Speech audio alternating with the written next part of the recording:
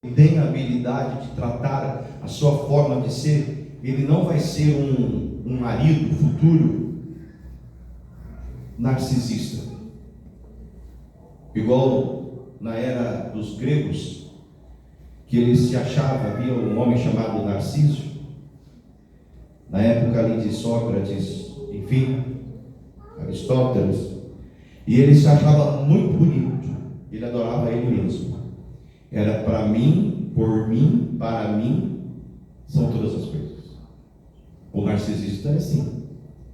E aí ele olhou, ele não existia questões de espelhos assim, era coisa assim, só sei que ele olhou no rio, e de tão bonito que ele se achava, ele se afogou no rio, morreu afogado. Que ele dizia: eu sou muito lindo, eu preciso ser adorado.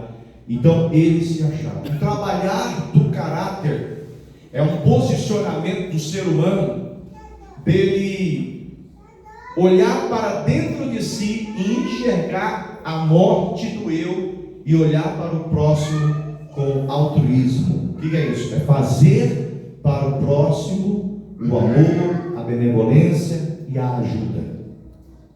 Aí o casamento vai dar certo. Então tudo isso quando a pessoa é solteira, eu vou passar para depois, tá, irmãos? Eu tenho que ir por fase. Ele vai conseguir trabalhar em sua vida. Outro dia um irmão lá em Minas, em Belo Horizonte, e não casava nunca, coitado. Falava, alguma coisa está errada comigo aqui, não é possível. Ele também, você é chato, irmão. Você é chato, eu sei, mas então você vai casar nunca desse jeito. Tem que ter uma flexibilidade, né, irmão? Não é tudo que eu gosto, é tudo que nós gostamos. Não é tudo que eu faço, é tudo que nós fazemos. Não é tudo que eu vejo, é tudo que nós possamos ver junto.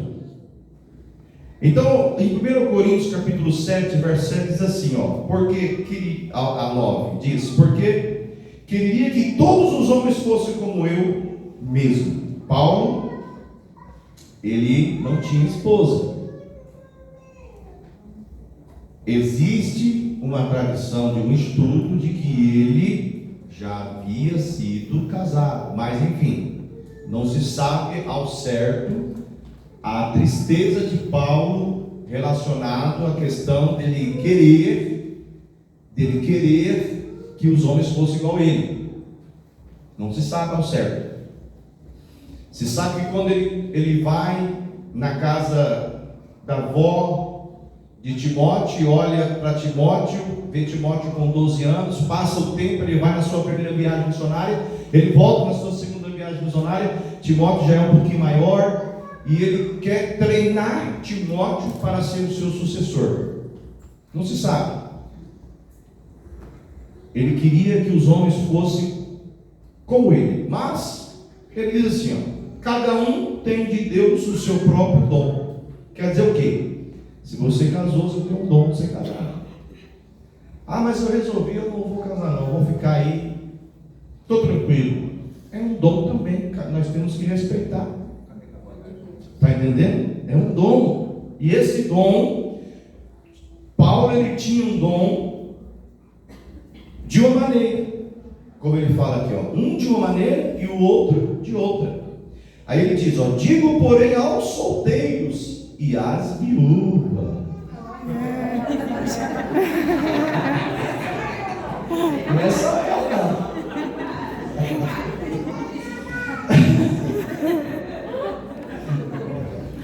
É verdade que diz que viúva é quem vai? Incógnita. Desculpa, né, irmã? Está só descontraindo aqui. Mas que é verdade. Paulo está dizendo, digo porém aos solteiros e às viúvas, que lhes é bom se ficarem como eu. Olha ele dizendo, não, gente, fique que nem eu. Vocês já arrumaram dor de cabeça querendo mulher? É o que Paulo está dizendo.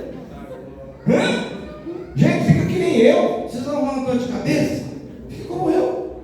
Mas aí ele diz, mas se não pode conter-se, porque não é o seu dom, não é o seu dom, né? Não é o seu dom. Então Paulo diz o seguinte, a Bíblia diz assim, olha o ensinamento que ele fala para os irmãos de Corinto: casem-se, porque é melhor casado que abrasar-se. Então é um ensinamento bem real para nós, que eu quero deixar, porque é o seguinte, olha que palavra tremenda, quem aprende a caminhar com Deus sozinho,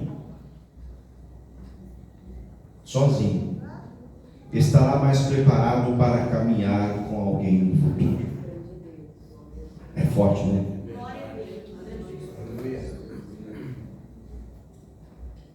Eu tive a ajuda da Universidade de São Paulo, que transmite também, faz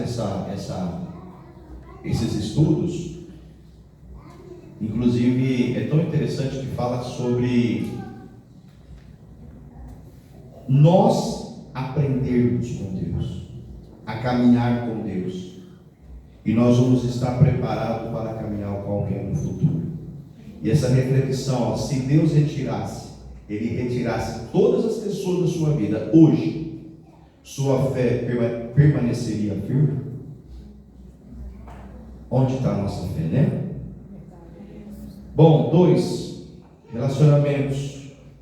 Pelo que eu entendi aqui, tem mais solteiro e casados, né? Não tem muito namorado. Tem muito namorando noivo ainda? Não tem nenhum noivo. Nem você?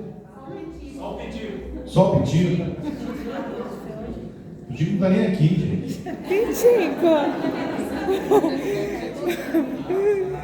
Então, essa parte 2 aqui é para você, né? Mas enfim, quem estiver na campanha, prepara-me, Senhor. Quem estiver na oração, prepara, né? Quem sabe? Mas já pega a visão, entre nós e o outro. Primeiro é entre nós e Deus, não é? Agora entre nós e o outro, que já vem alguém junto, que é o relacionamento com propósito, namorados e noivados. Então todo relacionamento saudável, no namoro e no noivado, exige um investimento, porque não existe relacionamento forte, é a fase de conhecimento. Obviamente, todos os casados que estão aqui já namoraram e ficaram noivos. Sim ou não? Sim. Tá certo.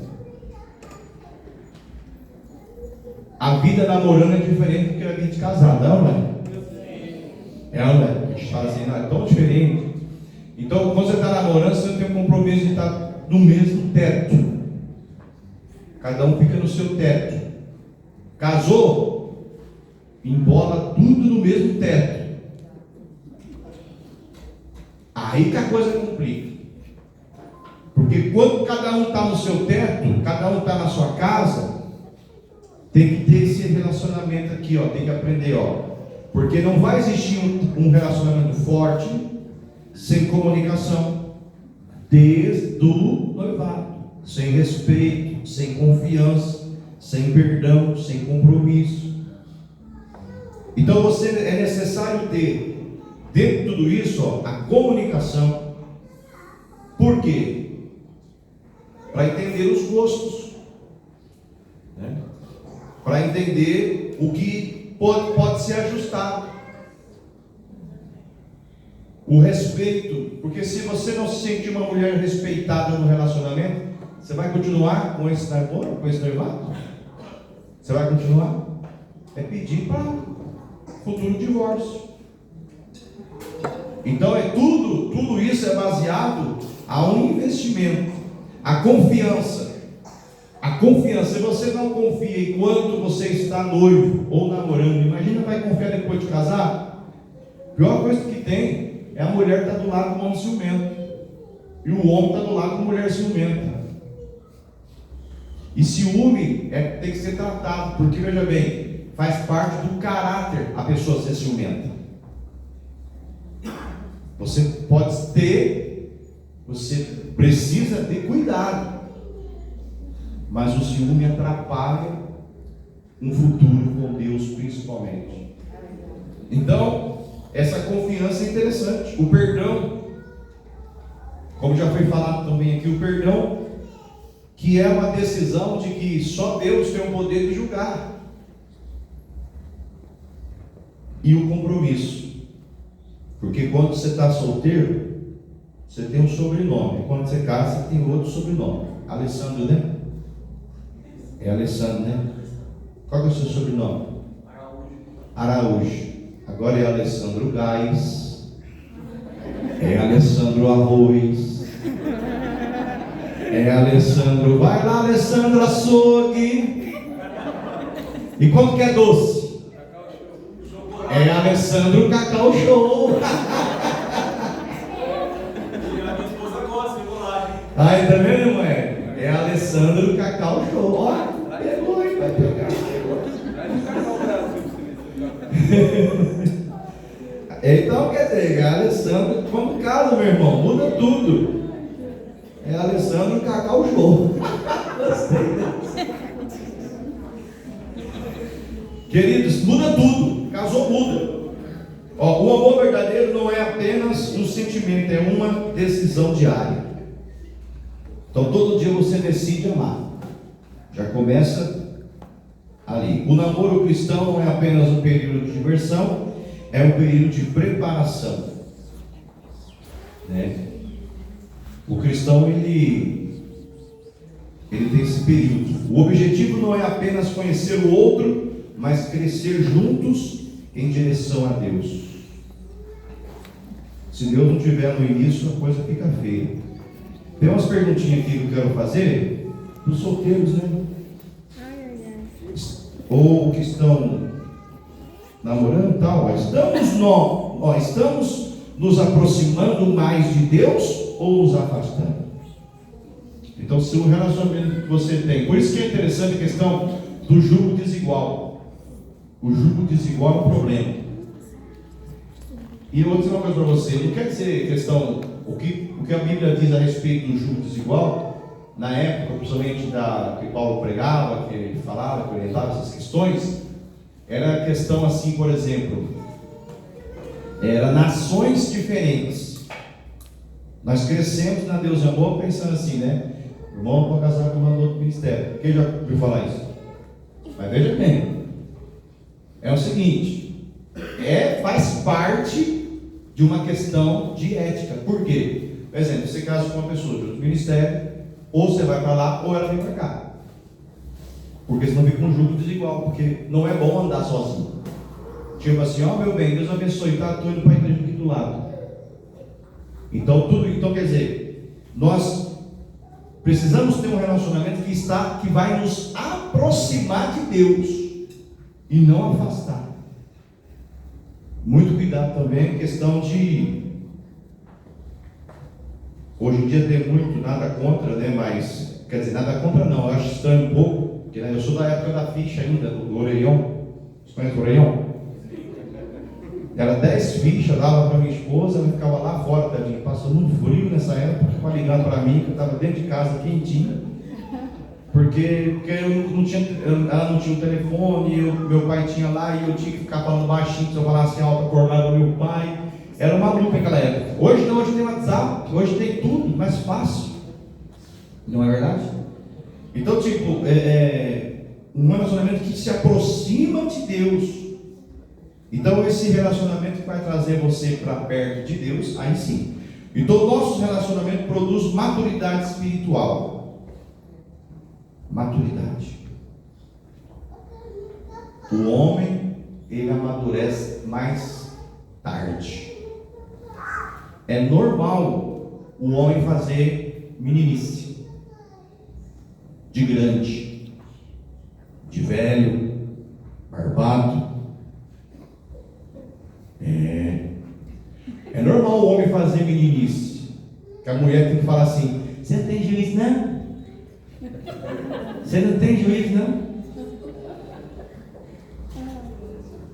Porque a mulher amadurece mais rápido. mais cedo, tem um amadurecimento profundo da mulher. E o homem demora, irmãos. Mas peça a Deus esse amadurecimento, pelo amor de Deus, vai mudar a sua vida. Estamos construindo algo baseado em princípios ou apenas em emoções? Porque é o seguinte, emoções relacionam-se às paixões. E uma paixão, ela vai acabar. E quando a paixão acaba, o céu que era estrelado ficou negro. Acabou as estrelas. Tudo que era bonito ficou feio.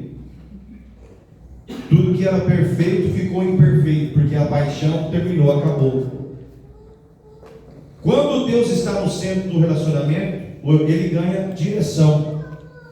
Então é Deus que está te direcionando. Ou seja, não é a irmãzinha lá do coque que te entregou uma revelação que esse aqui é o teu preparado. O teu preparado é isso, não é aquele não. Aí você vai na ideia da irmã e tem que comer o angu que fez até o final da vida. Se não quiser divorciar. E o tanto de casamento, irmãos, que se passa assim. Porque eu já vou entrar agora no próximo slide, que vai dizer, entre nós e o casamento, uma aliança sustentada por Deus. Quem casou tem uma aliança, tem que ter. Tem que ter uma aliança. Ela é sustentada por Deus. E essa aliança sustentada por Deus é o casamento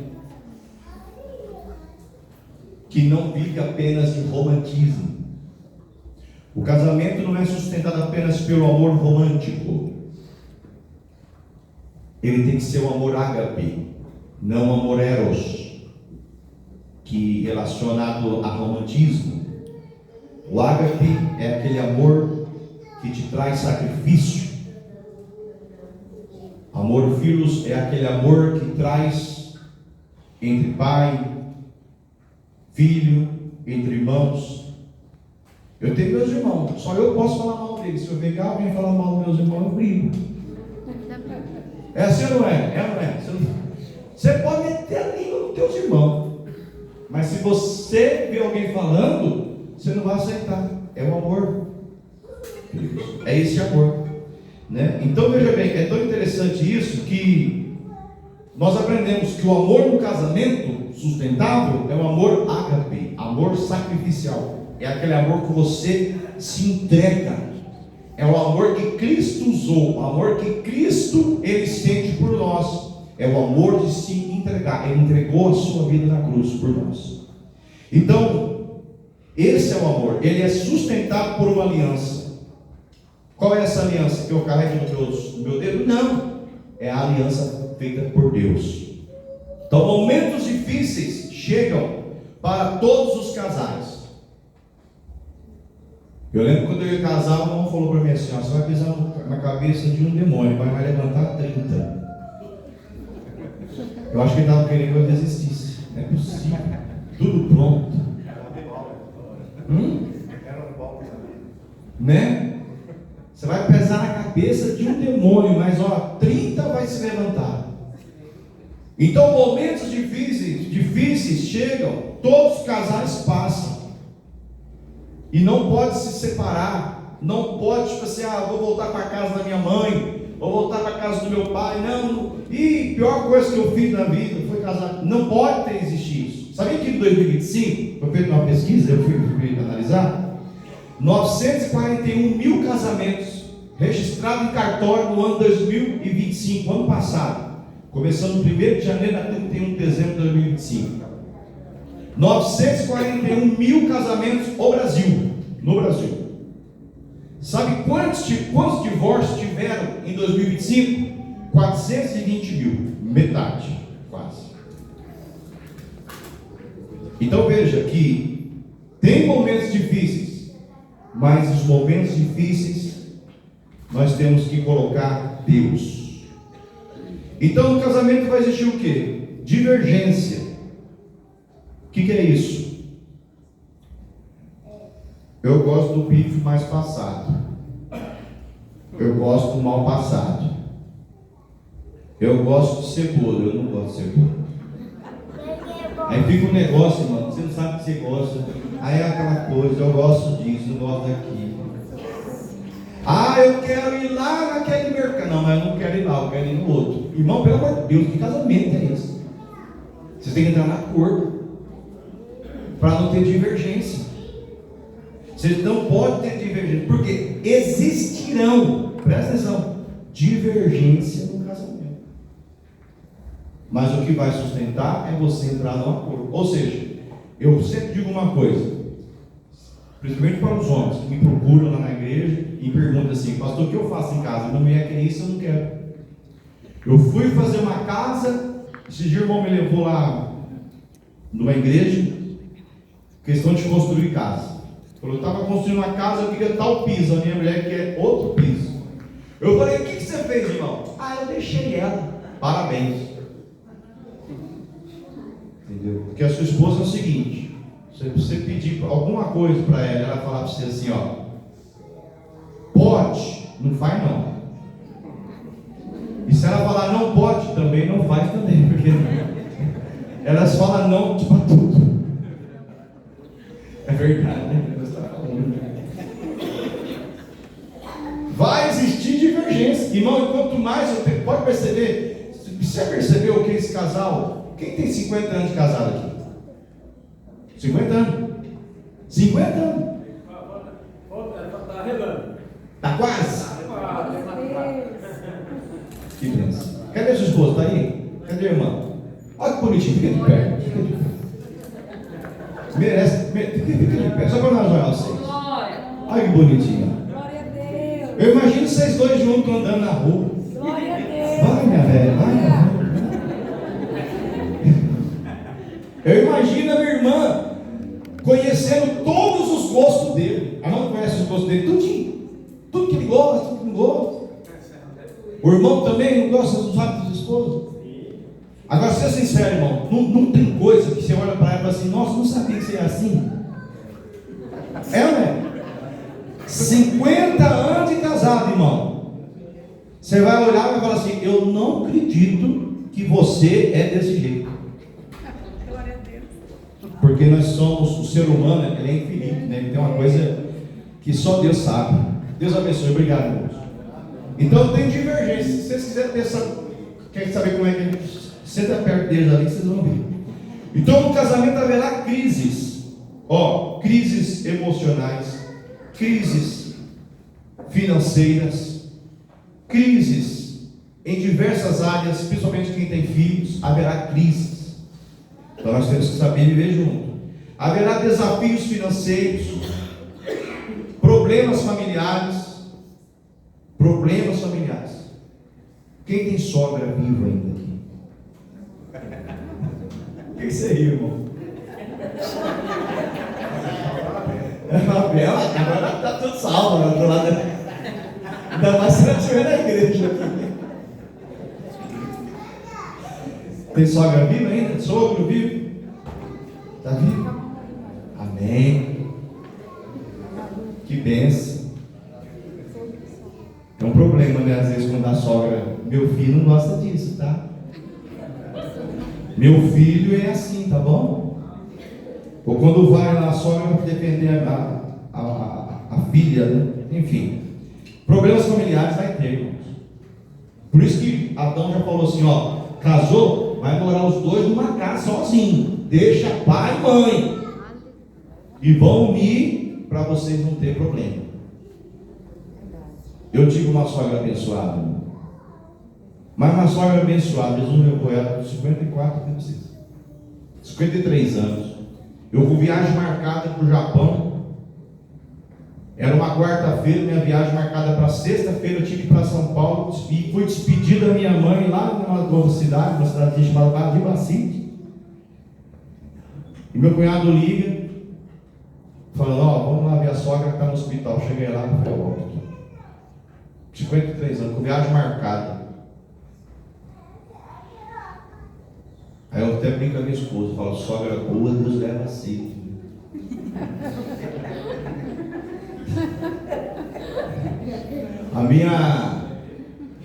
A minha sogra, ela tinha eu como filho dela, um filho.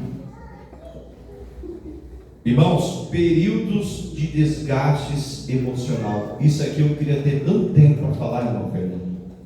Esses perigos, que há um período de um desgaste emocional.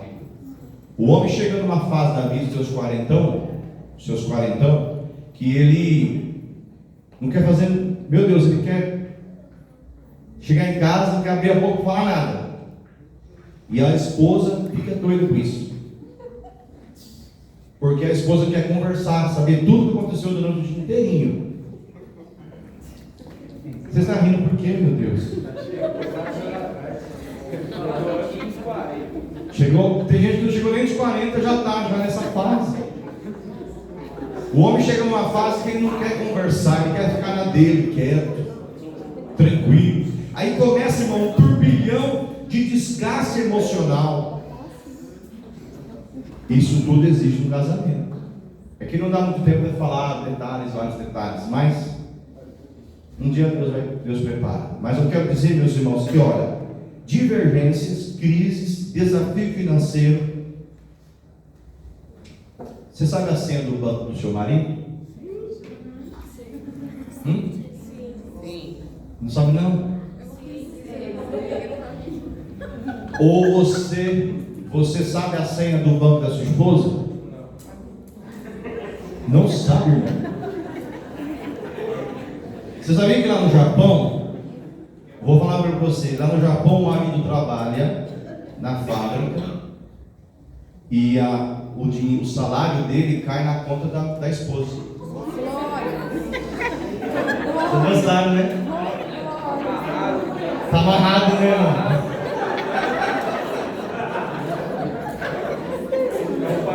Já pensou, irmão? Lá é assim, trabalhou, dinheiro vai tudo para. Por isso tem divórcio. Lá, irmão, que tem japonês divorciado no Japão, tem que estar escrito. Porque eles falam assim, não, pelo amor de Deus, a mulher que não lavou meu dinheiro.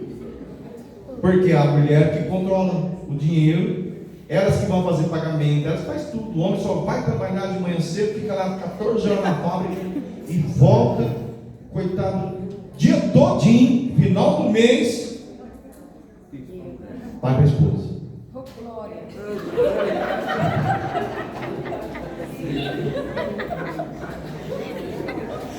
Ei, irmão, já pensou, irmão? A irmã Fernanda. A irmã Fernanda. Hã? Não. O irmão quer mudar agora. O irmão Alessandro, o irmão quer ir para o Japão aqui, ó. Vai ver, irmão. Mateus, capítulo 19, verso 6 diz assim, ó. Assim eles